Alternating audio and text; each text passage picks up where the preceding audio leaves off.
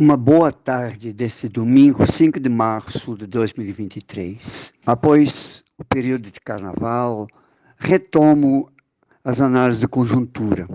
E nessas breves reflexões de hoje sobre a nossa conjuntura, gostaria de apontar os seguintes itens: a avaliação do governo após 2 meses, a retomada do controle social e o debate em torno da autonomia do Banco Central. Há muitas mais coisas, mas vou ter que me limitar a estes 3 pontos. Uma primeira avaliação do governo é feita, usualmente, depois de passar os 100 dias iniciais do mandato. No entanto, a Atlas Intel já fez sua primeira pesquisa de opinião no começo de janeiro, na semana que se seguiu à tentativa do golpe no dia 8 de janeiro. Praticamente o percentual de aprovação era parecido com a porcentagem de votos que o presidente recebeu no final de outubro. Passados 2 meses de governo e 1 mês de funcionamento do novo Congresso, os índices de aprovação se mantêm no mesmo patamar.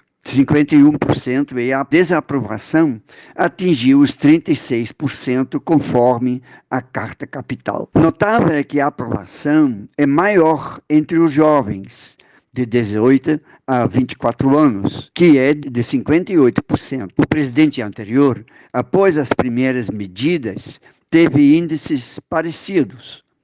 Embora suas primeiras medidas e promessas eram justamente o contrário, pelo decreto 870, Bolsonaro extinguiu dezenas de instâncias que garantiam a participação e controle social sobre as políticas públicas. E Lula as retomou. O site, outras palavras, alerta que, eu cito, o neoliberalismo e o fisiologismo são como uma quadrilha que age de forma combinada para manter o governo em cativeiro e exige sempre mais. Paradigmático foi a reinstalação no último dia do mês de fevereiro, do CONSEA, o Conselho Nacional de Segurança Alimentar e Nutricional, canetado por Bolsonaro no primeiro dia do seu mandato. A posse do Conselho aconteceu em grande estilo, com a presença de cerca de 20 ministros, muitos parlamentares e uma ampla audiência popular. Lula fez questão de pessoalmente participar da posse. O Conselho funciona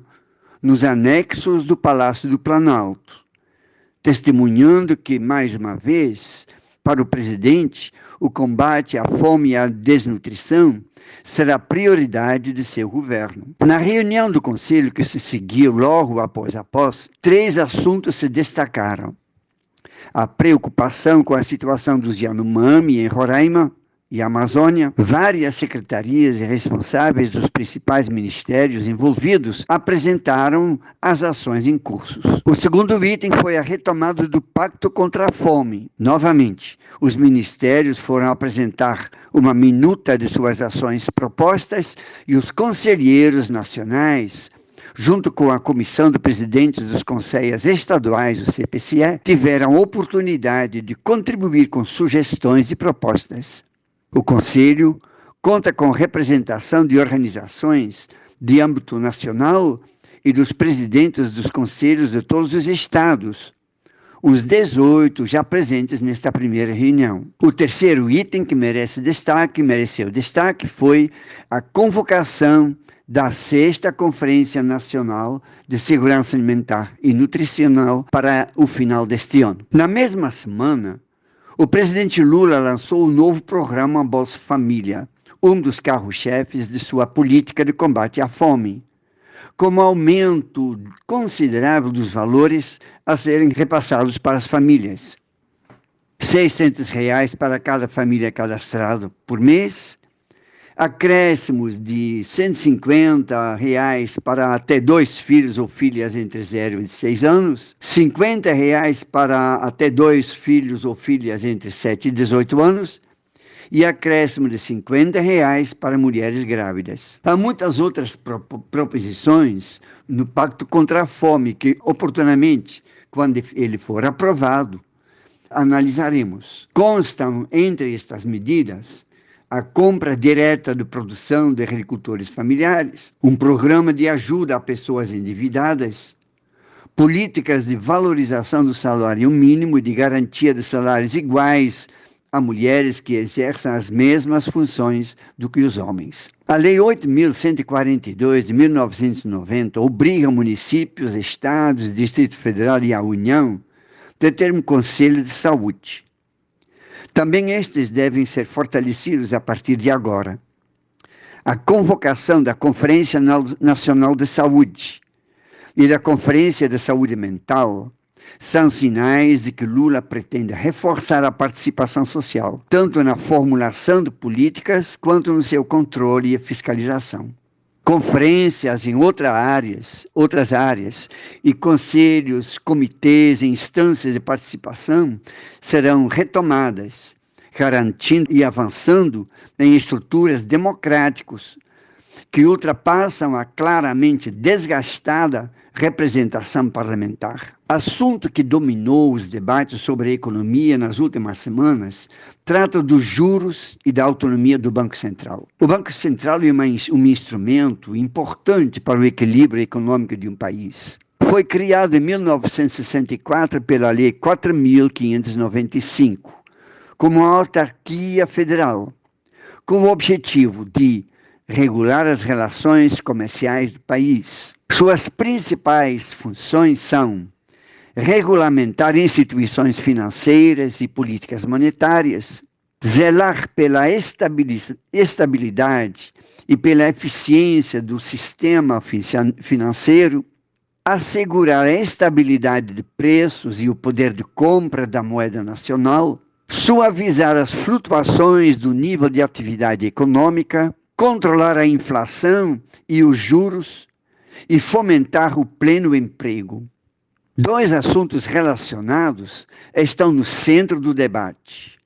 O primeiro é a autonomia do Banco Central e o segundo é a definição da taxa Selic, consequentemente, dos juros a serem praticados. Selic significa Sistema Especial de Liquidação e de Custódia. É um sistema administrado pelo Banco Central, em que são negociados títulos públicos federais. A taxa média registrada nas operações feitas diariamente nesse sistema equivale à taxa Selic. Essa taxa refere-se à taxa de juros apurada nas operações de empréstimos de um dia entre as instituições financeiras que utilizam os títulos públicos federais como garantia.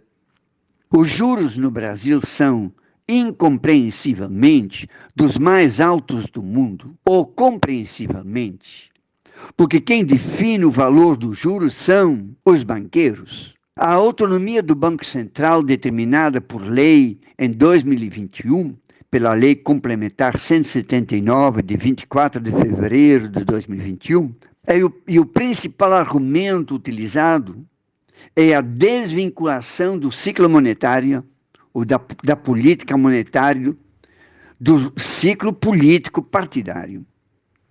Para isso, determinou mandatos fixos para presidente e diretores. O mandato do seu presidente inicia no dia 1º de janeiro do terceiro ano de mandato do presidente da República, após a aprovação de seu nome pelo Senado. Lula, portanto, fica refém do presidente do Bacen, do Banco Central, Roberto Campos Neto, até janeiro de 2025. Esta semana, Lula retomou as críticas à gestão do banco, que iniciou no começo de seu mandato e que diz respeito principalmente à alta dos juros. Uma lei básica da economia diz que quanto maior a demanda de um produto, maior será o seu preço. Diminuindo a oferta, os produtos no mercado, os preços tendem a subir, porque o consumidor seria mais disponível para pagar mais. Essa lei é usada pelo Banco Central para combater a inflação, ou seja, menos dinheiro em circulação significa que as pessoas vão comprar menos e, consequentemente, os preços serão mais baixos. Com a distribuição de mais dinheiro, por exemplo, do Bolsa Família, aumentando o salário mínimo e outras políticas, Lula pretende garantir mais poder de compra. Contraria, portanto, os objetivos do Banco Central, que aumenta juros para dificultar o acesso a dinheiro, especialmente por empresários que querem implementar sua produção. Não terão acesso a empréstimos baratos e, em consequência disso, irão diminuir sua atividade produtiva e seus empregados.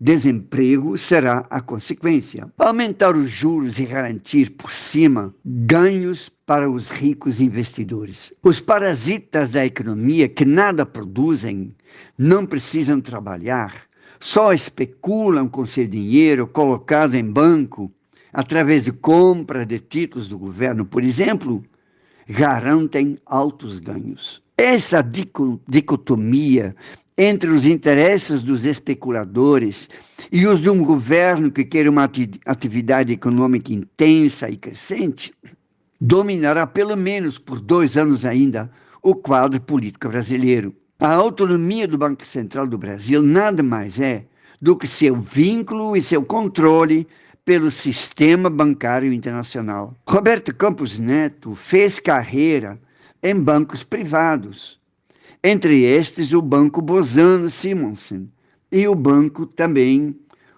Santander. Não é sem significado que o seu pai, Roberto Campos, foi chamado de Bob Fields. Bob, de Roberto, Fields é a tradução de Campos, em inglês. E ele foi ministro de Planejamento durante a ditadura militar, quando o governo era aliado direto dos Estados Unidos. Vivendo e estudando muito tempo nos Estados Unidos, pai e filho definem suas atuações bancárias e políticas no Brasil de olho nos interesses e nas orientações do tio Sam. Tia Sam e os Estados Unidos, né? Que a gestão do Banco Central não parece ser dos melhores, mostra seu resultado negativo em 2022. Um déficit de 298,5 bilhões de reais que será pago em parte por nós, os contribuintes. Outros assuntos que são importantes na atual conjuntura seriam a paralisação nas privatizações de empresas públicas, a definição dos preços dos combustíveis, a incompreensível distribuição de dividendos a seus acionistas e a guerra entre Rússia e Estados Unidos combatida no território da Ucrânia. Mas nosso tempo de hoje passou. Uma boa semana para todos e para todas.